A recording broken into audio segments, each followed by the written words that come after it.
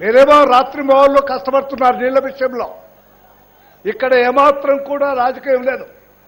మిగతా వాటిల్లో మీరు దురంధరులు రాజకీయం చాలా మాట్లాడతారు.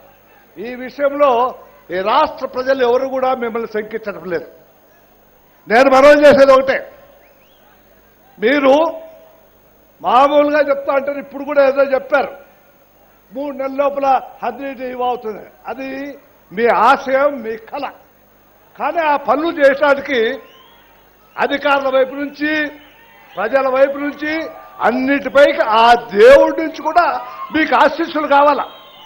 అందువల్ల నేను మనవి చేసేదేమంటే, ఈ రాష్ట్ర ప్రజానీకాన్ని నేను ఒకటే మనవి చేస్తున్నా, పోలవరం అత్యంత ప్రధానమైనటువంటి ప్రాజెక్టు.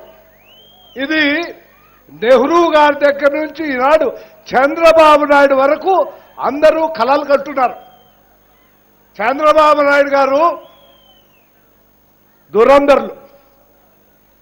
కొంత మన ప్రధానమంత్రికి చంద్రబాబు నాయుడు గారికి ఎప్పుడో కొంత బాగులేదు అనేటువంటి మాట కూడా మేము చెవుల్లో విన్నాం.